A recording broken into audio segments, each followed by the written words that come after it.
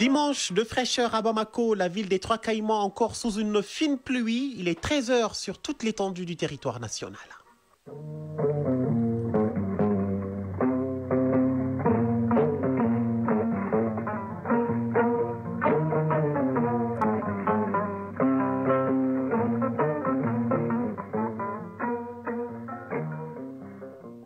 Le journal Moussa Papa Aïdara. Et c'est 13 h dimanche qui vous accueille à la une de l'actualité. À Samanko, 418 hectares illégalement occupés ont été restitués au ministère de l'Agriculture. Ces espaces désormais dégagés sont destinés aux activités de recherche agricole, une grande étape dans la sécurisation du foncier agricole au Mali. Coopération Mali-Émirats Arabes Unis, l'économie au cœur des échanges à Dubaï. C'est demain que s'ouvre la deuxième commission mixte de coopération. En attendant, les hommes d'affaires sont partis avec les valises pleines de projets majeurs dans plusieurs domaines qui suscitent un vif intérêt du côté émirati. Riposte alimentaire, plus d'1 million de Maliens seraient touchés par l'insécurité alimentaire. L'État a mobilisé plus de 12 milliards de francs CFA destinés à fournir une assistance alimentaire gratuite avec 22 700 tonnes de céréales. Le commissaire à la sécurité alimentaire sera avec nous dans quelques minutes pour nous donner d'amples explications. Redouane Ag Mohamed Ali est l'invité de ce journal. Sport football, la nouvelle saison a débuté ce week-end dans 3 des 5 grands championnats européens. En France, hormis la défaite de l'Olympique de Marseille contre le Stade Rennais, les ténèbres ont assuré jusque-là. Eh bien, en basketball, la Guinée est l'adversaire du Mali en 8e de finale de l'Afro-Basket masculin Angola 2025. On fera également le tour de l'actualité internationale. Eh bien, la capitale malgache, Antananarive, abrite aujourd'hui le 45e sommet des chefs d'État et de gouvernement de la SADC. Les dirigeants des 16 pays membres de l'organisation sont attendus, sauf le président congolais Félix Tshisekedi qui a annulé son déplacement officiel pour des raisons d'agenda. Et enfin, les Boliviens se rendent aux urnes ce dimanche pour un scrutin aux enjeux majeurs et aux résultats incertains. Près de 8 millions d'électeurs sont appelés à élire le président, le vice-président, les 130 membres de la Chambre des députés et les 36 membres de la Chambre des sénateurs. Et quand uriner devient un calvaire chez les hommes, c'est très généralement le cancer de la prostate, un ennemi discret aux symptômes bien réels, diagnostic et traitement au cœur de Focus Santé. Mesdames, Messieurs, bonjour et bienvenue à cette édition. À Samanko, l'État reprend la main sur 418 hectares de terres agricoles illégalement occupées. Une mission conjointe de 4 ministres, celui de la justice, de l'urbanisme, de la sécurité et de l'agriculture, a constaté la libération totale de ces espaces stratégiques désormais réaffectés à la recherche agricole. Un signal fort dans la lutte contre l'occupation illicite du domaine public. Youssouf Yakité. L'agriculture compte pour le Mali, c'est ce qui justifie cette mobilisation générale des membres du gouvernement, en l'occurrence les ministres de la Justice, de l'Agriculture, de l'Urbanisme, de la Sécurité et de la Protection civile. Ils sont venus constater l'effectivité de la libération de l'espace affecté au ministère de l'Agriculture pour les besoins de la recherche agricole et agronomique, portant sur 418 hectares dans la zone de Samanko. Mamadou Kassogué, ministre de la Justice et des Droits de l'Homme, garde des Sceaux, chef de la délégation. Une décision a été prise par le Conseil des ministres pour restituer à cet espace sa vocation initiale, à savoir celle d'accueillir des activités agricoles et des activités de recherche agronomique. Quelques mois après, nous revenons sur le même site pour faire des constatations, pour vérifier si exactement les instructions qui ont été données ont été respectées. Et nous sommes particulièrement heureux de constater que depuis notre départ, il n'y a eu aucune nouvelle occupation. Aujourd'hui, les activités agricoles et de recherche sont en train de se déployer sur le site de manière très correcte. Aujourd'hui, disent-ils, toutes les dispositions sont prises pour la sécurisation totale de l'espace concerné, le site de Samanko. Déjà un décret qui est intervenu donc, pour classer de nouveau cette zone comme étant une zone agricole et de recherche. Ça veut dire que désormais, aucune autre activité ne doit être admise sur ces sites. Ensuite, des dispositions ont été prises par l'État pour que ceux qui avaient légitimement acquis ces parcelles, en tout cas en utilisant des procédures légales, puissent être dédommagés, soit par la voie de l'indemnisation qui est financière, soit par la voie de la compensation. Et ce processus est déjà enclenché et les intéressés ont compris, ils ont adhéré, donc les choses sont en train d'aller dans le bon sens. Donc il n'y a aucune raison aujourd'hui que ces maisons-là ne puissent pas être démolies parce que c'est désormais la propriété totale et entière de l'État et du ministère de l'Agriculture. Pour mémoire, la zone de Samanco relève des domaines d'exploitation agricole depuis 1936. De l'agriculture à la culture, il n'y a qu'un seul pas. Justement, 2025 décrété année de la culture au Mali. Pour donner du contenu à cette initiative du président de la transition, le département en charge de la culture a élaboré un programme prenant en compte tous les domaines culturels. Ce programme, dont la mise en œuvre a commencé par la tenue des états généraux, inclut d'autres actions condensées dans un document présenté hier lors d'une conférence de presse. Elle était animée par le premier responsable du département. Tchemro Konaté était sur place. Bilan à mi-parcours de l'année de la culture au Mali. C'est l'intitulé de ce document de 56 pages retraçant l'ensemble des actions menées pour donner un contenu à un décret présidentiel plaçant 2025 sous le signe de la culture. Un document rendu public à la faveur de cette conférence de presse à l'initiative du département de tutelle. Mahmoud Dafé, ministre de l'Artisanat, de la Culture, de l'Industrie hôtelière et du Tourisme. Nous avons travaillé sur 5 axes que nous avons appelés les objectifs culture 5. Le premier, c'est les réformes et la nouvelle politique culturelle qui nous a permis de mettre un cap, de mettre un boulevard, une vision pour les 10-20 ans à venir de notre pays, le développement du secteur de l'artisanat, de la culture et du tourisme. Le ton a été donné à partir des États généraux tenus ici à Bamako en janvier dernier. Cette rencontre de haut niveau qui a regroupé le monde culturel dans sa diversité, de l'intérieur comme de la diaspora, a permis de faire le diagnostic des anicroches qui entravent l'épanouissement des acteurs culturels. Le programme élaboré par le département en charge de la question s'inscrit dans la logique de revitaliser la culture en accordant une place de choix à la couche juvénile. Des initiatives locales du patrimoine en lien avec le patrimoine qui va aider les artisans, les acteurs, les artistes dans les territoires à se développer, mais également des programmes comme Faso Barokene, Faso Sifiso, qui ont permis de travailler sur une production et une diffusion d'outils d'art social avec 57 diffusions. Nous avons pu toucher plus de 21 000 enfants à travers les différents spectacles dans les écoles et au niveau des communautés. La liste n'est pas exhaustive. Ce programme de revitalisation de la culture ainsi annoncé connaîtra son apothéose avec la tenue de la Biennale artistique et culturelle prévue du 18 au 28 décembre prochain à Tombouctou.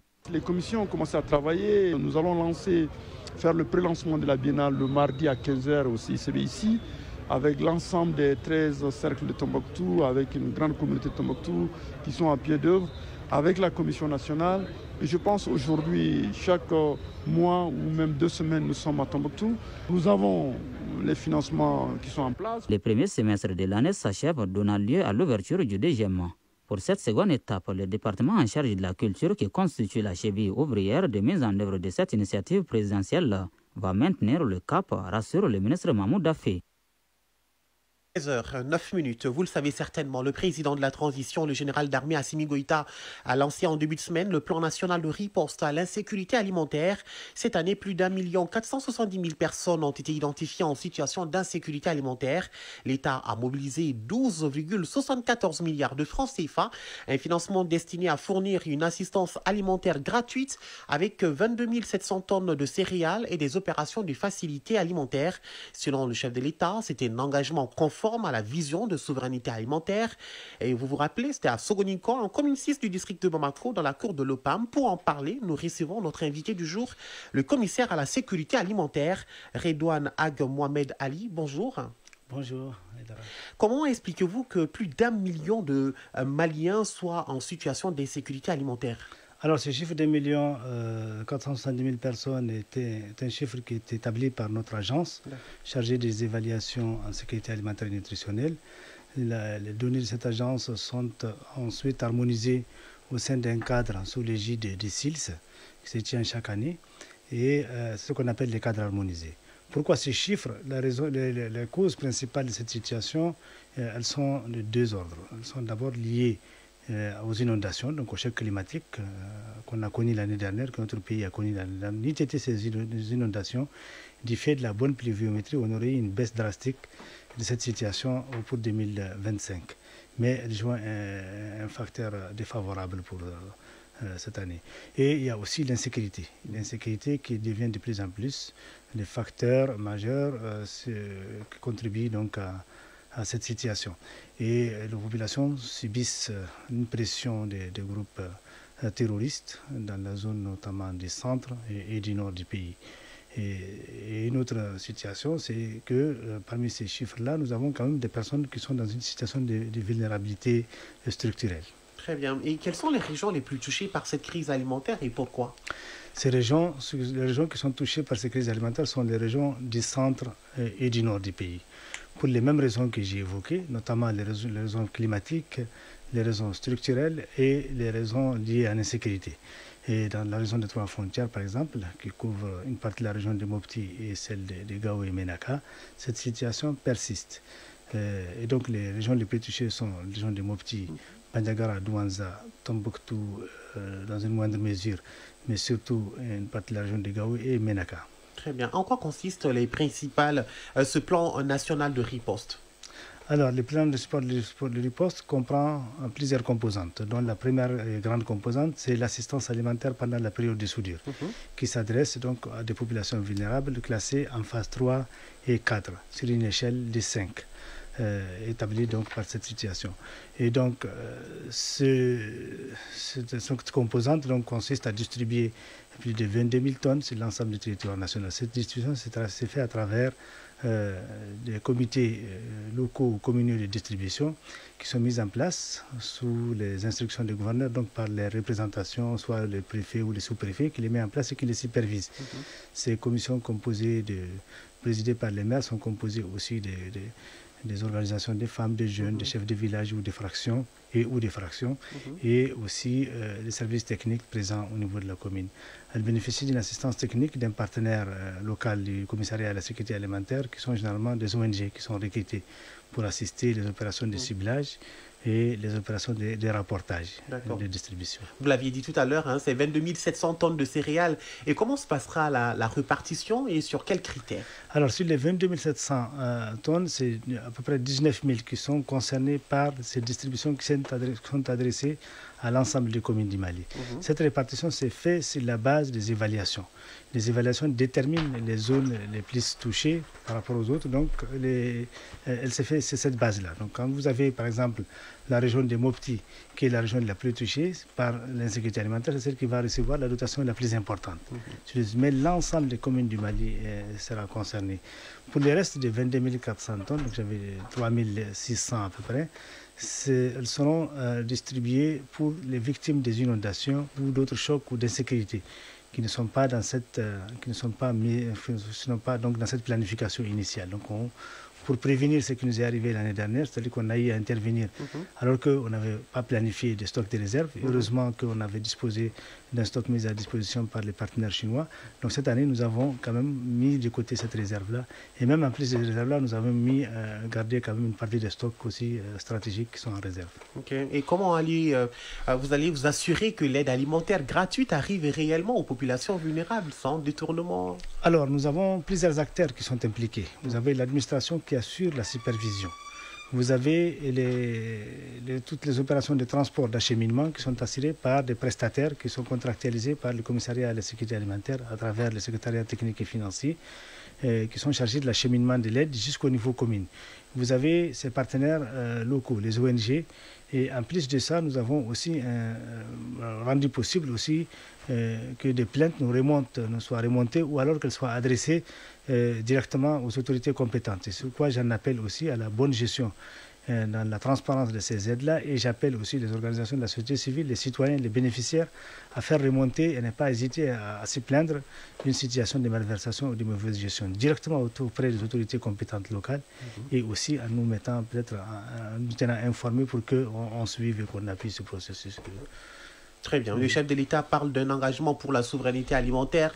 Quelles actions concrètes sont prévues à long terme pour y parvenir?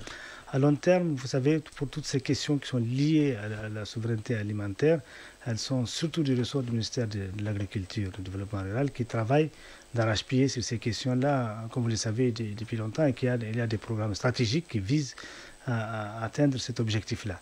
Et nous ne sommes pas loin de l'atteindre parce que vous savez, au Mali, on produit globalement tout ce dont on a besoin pour nous alimenter, mais seulement que cette production, ces récoltes-là ne sont pas maîtrisées, elles sortent d'une façon ou d'une autre.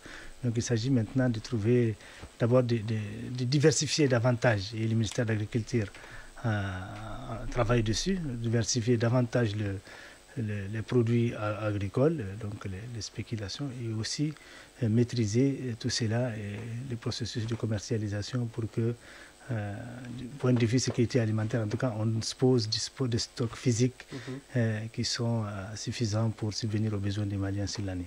Les opérations de répartition ont déjà commencé? Absolument. Et donc, dès la semaine prochaine, nous nous rendons sur le terrain pour suivre, superviser. On a choisi les régions les plus touchées, celles dont j'ai parlé tout à l'heure. Nous allons rendre d'abord à Tombouctou. Et on a choisi Tombouctou, mais c'est juste pour des questions pratiques liées à la logistique. Mais sinon, on fera Mopti et Gao aussi. À partir des Mopti, on va superviser ce qui s'est fait aussi à Maniagara et Douanza. Et à partir des Gao aussi, l'ensemble des cercles des Gao. Menaka et Kidal a été déjà servi. Très bien. Une opération de distribution qui s'étendra sur combien de temps?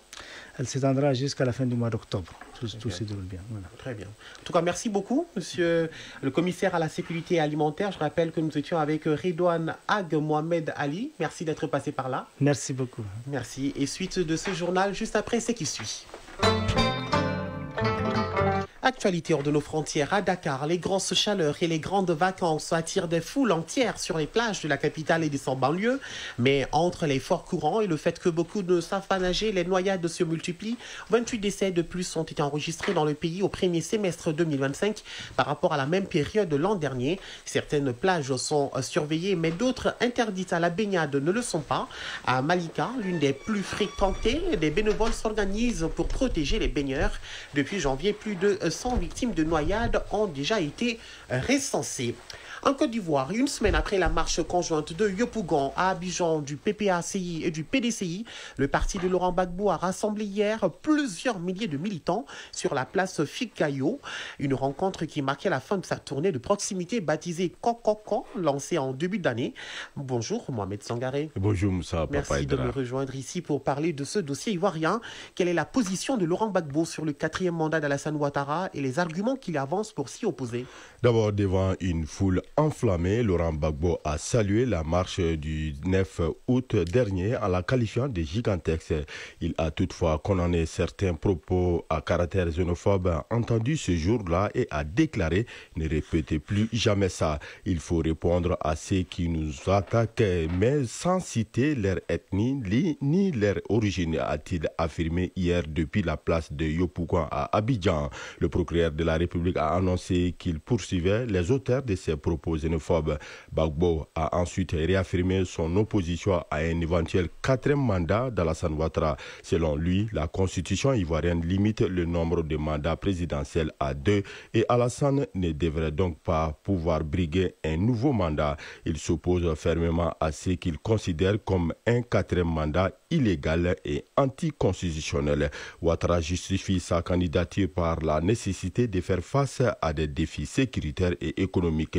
Gbagbo rappelle que la limitation des mandats a été introduite après 1999 et que le mandat de Ouattara en 2020 était déjà anticonstitutionnel. Gbagbo dénonce également l'exclusion de plusieurs figures de l'opposition des listes électorales et menace d'organiser des marches de protestation si les partis au pouvoir organisaient une marche en faveur de la candidature de Ouattara. Malgré son éligibilité contestée, Gbagbo réaffirme son intention de se présenter contre ses 4e mandats. Il déplore l'arrestation des militants de son parti et promet de les soutenir sans conditionner leur libération à l'abandon de l'opposition au 4e mandat. Moussa Papa Aïdara. Merci beaucoup Mohamed Sangaré pour toutes ces explications. Au Togo, une douzaine d'organisations de la société civile ont mené hier l'opération Togo Mort, nom symbolique pour une journée de désobéissance civile et un appel à la fermeture des commerces, à l'arrêt des activités et au silence.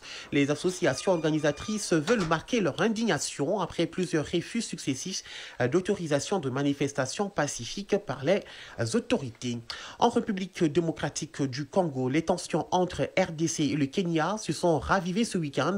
La nomination annoncée vendredi par le président Kenya William Ruto d'un consul général, Judy Kiaria, à Goma, ville occupée depuis 7 mois par le groupe AFC M23, a provoqué la colère de Kinshasa qui y voit une décision inappropriée. Dans un communiqué, la République démocratique du Congo rappelle que toute désignation d'un chef d'un poste consulaire étranger sur son territoire demeure subordonnée à son agrément préalable. La capitale malgache Antananarivo abrite aujourd'hui le 45e sommet des chefs d'État et de gouvernement de la SADC, communauté de développement de l'Afrique australe. Les dirigeants des 16 pays membres de l'organisation sont attendus, sauf le président congolais Félix Tshisekedi, qui a annulé son déplacement officiellement pour des raisons d'agenda. La Keïta, bonjour. Bonjour Moussa Papa. Merci de me rejoindre ici dans ce studio. Sur quoi concrètement les chefs d'État et de gouvernement de la SADC vont statuer lors de ce 45e sommet? C'est un sommet qui va évoquer les questions sécuritaires, économiques relatives au développement de la région. Les chefs d'État et du gouvernement de la SADC aborderont surtout la guerre dans l'est de la République démocratique du Congo. Mais cette situation congolaise ne devrait pas être une priorité de ce 45e sommet à Madagascar, car la signature des 2 accords de Doha et Washington a eu pour effet de désavouer la médiation régionale, ce qui a marqué une rupture des pays de la région vis-à-vis de la RDC. La question de la RDC sera sur la table sans le président Félix Tshisekedi qui a annulé son déplacement dans la capitale malgache à la dernière minute, évoquant un problème d'agenda. Au-delà de la question congolaise, les dirigeants de la SADC se pencheront sur le volet économique, car la région dispose d'une immense potentialité naturelle telles que le lithium, le manganèse, le cobalt. Mais les pays ont des difficultés à transformer localement leurs ressources. Les questions de création d'emplois et la production d'énergie renouvelable seront débattues alors que plus de 100 millions de personnes n'ont pas accès à l'électricité dans les pays de la SADC. Et puis, il faut noter, Moussa Papa Aïdara, que Madagascar prendra la présidence de l'organisation à partir de ce dimanche. Merci beaucoup, Lansine Keïta. L'actualité, on poursuit sur la scène internationale. L'Union africaine souhaite une carte du monde corrigée pour redonner sa juste proportion à l'Afrique. Cette semaine, l'Union africaine a apporté son soutien officiel à la campagne Corriger la carte. Cette campagne portée par 2 organisations africaines de plaidoyer a pour but de remplacer le modèle de la carte mondiale actuelle par une projection plus respectueuse des proportions des continents, afin de sortir d'une perception biaisée héritée de l'époque coloniale. La reconnaissance de ce combat par l'Union africaine est une étape majeure pour cette campagne lancée il y a 1 an, avec pour objectif final de changer la représentation cartographique du continent, d'abord en Afrique, puis dans le monde entier. En Afrique du Sud, Cyril Ramaphosa veut engager le dialogue avec au moins 10 millions de Sud-Africains. Hier a marqué la fin de la première étape d'un grand dialogue national lancé par le président Cyril Ramaphosa. Désormais, s'ouvre une période de plusieurs mois durant laquelle les Sud-Africains seront invités à s'exprimer et échanger à l'échelle locale pour faire émerger un ensemble de solutions pour le pays. L'actualité internationale nous conduit cette fois-ci à Dubaï, en marge des travaux de la 2e commission mixte de coopération Mali-Émirats Arabes Unis, prévue demain lundi. Un forum économique se tient entre les opérateurs économiques maliens et émiratis. Les chefs d'entreprise maliens multiplient les échanges avec leurs homologues de Dubaï. Objectif, attirer des investissements dans des secteurs clés comme l'énergie, l'agriculture et les ressources minières. Des projets qui intéressent la partie émirati. Pour ce rendez-vous de Dubaï, la délégation malienne est conduite par le ministre des Affaires étrangères et de la coopération internationale. Envoyés spéciaux à Dubaï, Mohamed Diarra et Djili Marandiabaté. Dubaï, un hub mondial en pleine effervescence, une plateforme attractive pour les investisseurs et les partenariats internationaux. Et c'est dans cette fière allure que les opérateurs économiques débattent dans cette ville, non pas pour tendre la CBI, mais plutôt pour des échanges francs et directs. La trentaine d'hommes d'affaires portent des projets bien structurés dans des secteurs clés. Jamal Nasser, vice-président du Conseil national des professionnels du Diamant hors du Mali. Chercher des partenaires afin d'investir au Mali. Nous avons eu la chance de visiter la plus grande raffinerie d'or de Dubaï hier. Ensuite, nous avons rencontré des partenaires à la Chambre de commerce d'industrie de Dubaï et à la Chambre de commerce d'industrie de Sharjah. Bakary Sako, directeur général de l'association des opérateurs du secteur de l'électrification rurale.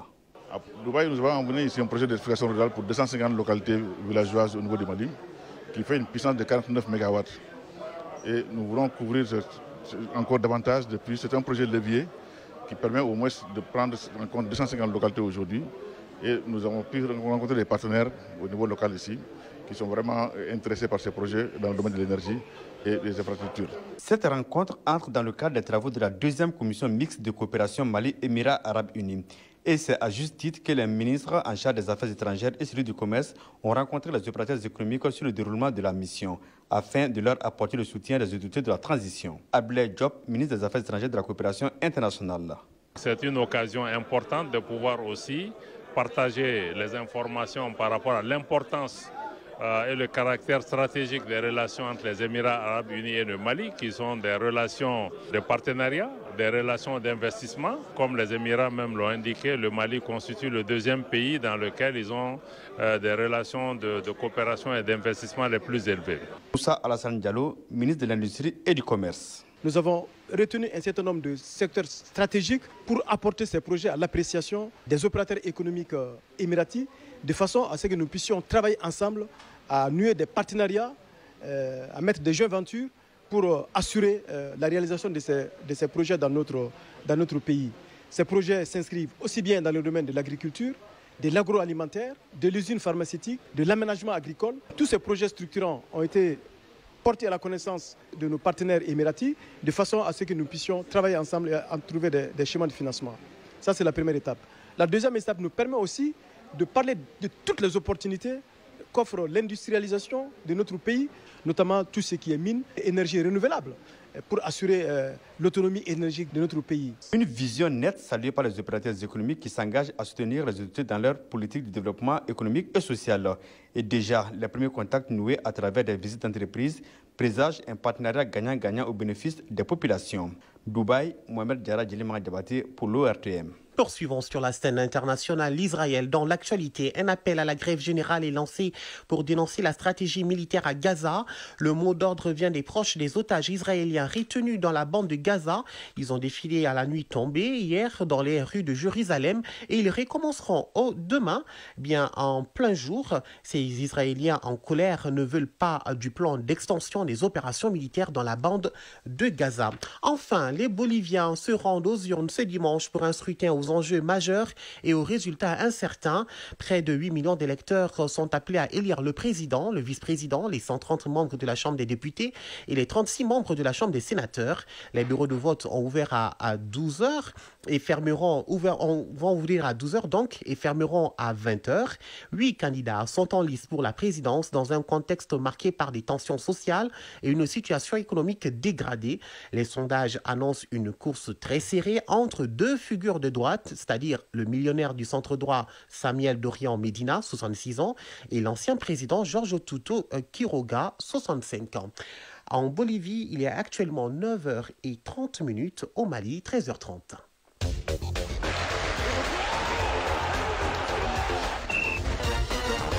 Du sport à présent, football. La nouvelle saison a débuté ce week-end dans 3 des 5 grands championnats européens. En France, hormis la défaite de l'Olympique de Marseille contre le Stade Rennais, les ténors ont assuré jusque-là. Sur le continent, les qualifiés pour les quarts de finale du CHAN 2024 commencent à se dessiner. Et sur le plan local, démarré vendredi, la Supercoupe générale d'Armée Assimi Goïta se poursuit avec les rencontres de groupe. En basketball, la Guinée est l'adversaire du Mali en 8e de finale de l'Afro-Basket masculin Angola 2025. La synthèse de l'actu des sports avec Famourou Djurté. Afrobasket masculin Angola 2025, le Mali affrontera la Guinée en barrage pour tenter d'accéder au top 8 continental. Ce sera lundi 18 août à 15h GMT. Ce samedi, au compte de la 3e journée dans le groupe D, le Sénégal a dû puiser dans ses réserves pour renverser le Mali 80-70 dans un derby ouest-africain bouillant. Siriban Kanouté 20 points et le double-double de Aliou Fadjala Diarra 14 points, 11 réponds avaient pourtant donné l'avantage au Mali avant de s'écrouler dans les dernières minutes. Menés 68-62 à l'entame du dernier quart-temps, les Lions du Sénégal ont renversé la vapeur grâce aux inspirations de Jean-Jacques Boissy et Bangrou Badjo, 17 points chacun, soutenus par Moustapha Diop, 16 points. Avec cette victoire, le Sénégal termine la phase de groupe à la 2e place devant le Mali et derrière l'Égypte qui est directement qualifiée pour les quarts de finale en tant que leader du groupe D. Football, Supercoupe générale d'Armée Assimi Goïta, 5e édition. Les rencontres de poules se poursuivent au stade Mamadou Konaté et Vincent Koulibaly. 4 matchs sont au programme ce dimanche. D'abord au stade Mamadou Konaté à 16h, la sélection de Badiangara joue contre la formation de Ségou. Au même moment, au stade Ouazin Koulibaly, l'équipe des Bougouni sera face à la sélection des Kita. À 19h, au stade Mamadou Konaté, le CNT affronte l'équipe des Cailles. Pendant ce temps, au stade Ouazin Koulibaly, les régions de Douanza et Sikasso s'expliqueront. Hier samedi, Mopti a disposé des Nara 3-0. C'est par ce même score de 3-0 que Tombouctou est venu à bout de Djoïla. Le gouvernement s'est incliné 5-3 au tir au but face à Taoudeni. Le résultat à la fin des 90 minutes était de 3 buts partout. Le match devant opposer la région de San à celle des Gao est reporté à lundi 18 août 2025. Championnat d'Afrique des nations de football CHAN 2024. La dernière journée du groupe A se joue ce dimanche. Au stade national de Nairobi, les Lions de l'Atlas A' du Maroc seront face aux Léopards A' de la République démocratique du Congo. Une rencontre à haute intensité avec comme enjeu le précieux deuxième ticket qualificatif pour les quarts de finale. Les deux sélections ont chacune 6 points. L'autre rencontre mettra aux prises le Kenya, déjà qualifié avec 7 points, et la Zambie qui est hors course. Hier samedi, le groupe B a livré son verdict. Tanzanie et Madagascar passent en quart de finale. 0-0, c'est le score qui a sanctionné l'opposition entre la Centrafrique et la Tanzanie au stade Benjamin Kappa de Dar es Salaam. Un résultat qui fait l'affaire des Taifa Stars qui se qualifient pour les quarts de finale en terminant premier du groupe B avec 10 points. La Mauritanie attendait un nul ou une défaite de Madagascar pour se hisser au prochain tour. Mais les Baréas ont dominé les étalons locaux du Burkina Faso au stade Amman des Zanzibar. Madagascar s'est imposé 2-1 avec 7 points chacun. Les Baréas dépassent les Mourabitoun au niveau de la différence de but. Madagascar jouera les quarts de finale du CHAN 2024. Toujours en football, 3 des 5 grands championnats européens ont démarré ce week-end.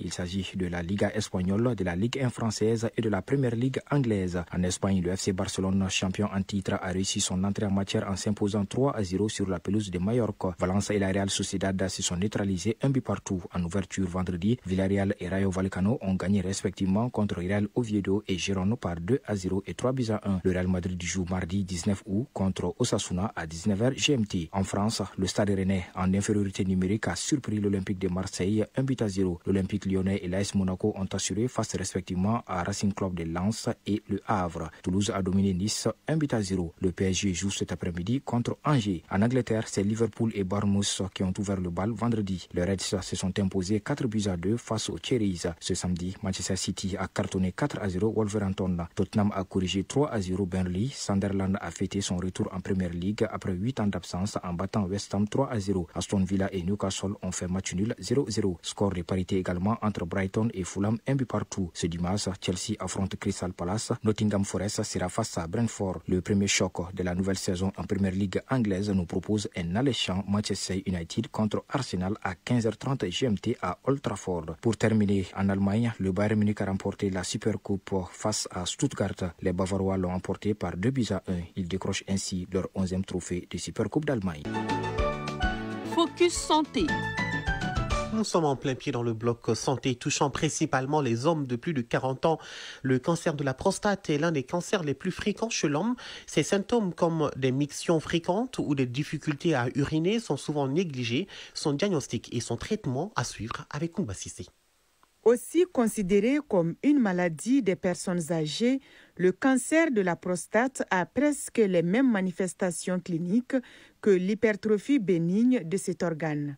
Professeur Mamadou Lamine Diakité, chirurgien urologue au Point G. Ces signes qui sont l'urine fréquente, le fait de se lever plusieurs fois, surtout la nuit pour aller uriner, avoir beaucoup de difficultés à pouvoir uriner. Ce sont des personnes, lorsqu'ils vont uriner, ils ont la sensation qu'ils n'ont pas vidé la vessie. Donc ils sont obligés d'aller plusieurs fois pour pouvoir se soulager.